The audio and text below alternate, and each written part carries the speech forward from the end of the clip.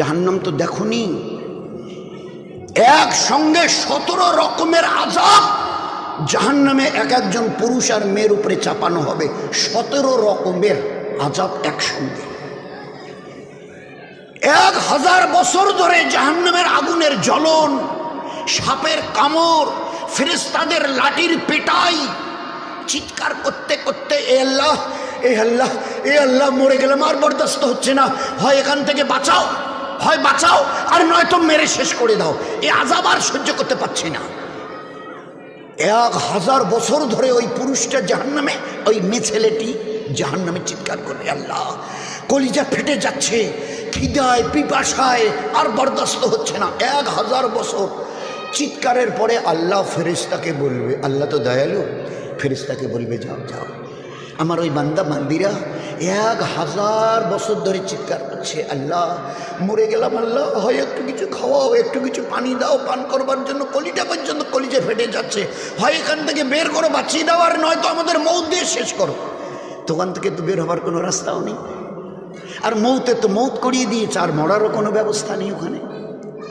তো চিল্লাবার পরে আল্লাহ হুকুম দেবে, যাও এদেরকে একটু খানার পানি দাও। ফেরেশতারা বলবে, আল্লাহ কি খানা দেবো?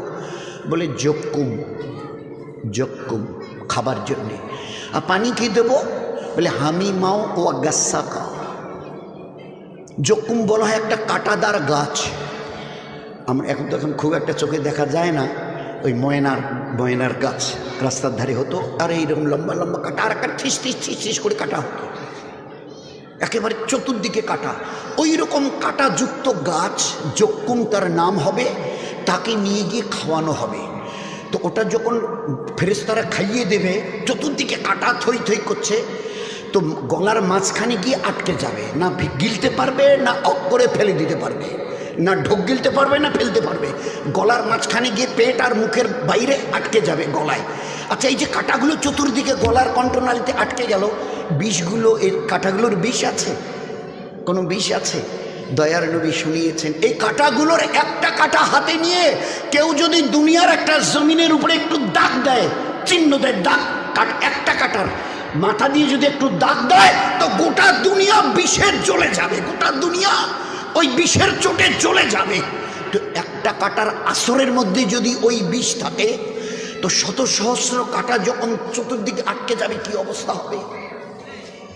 চিৎকার আরো বেড়ে যাবে, আল্লাহ পানি পানি। আল্লাহ বলবে হামিমা ও গাসা। হামিমা মানে জাহান্নামের আগুনে পানিকে এত ফোটাও যে এর তাপ যেন 1 মাইল দূরে থাকতে ওর কলিজায় গিয়ে পড়ে।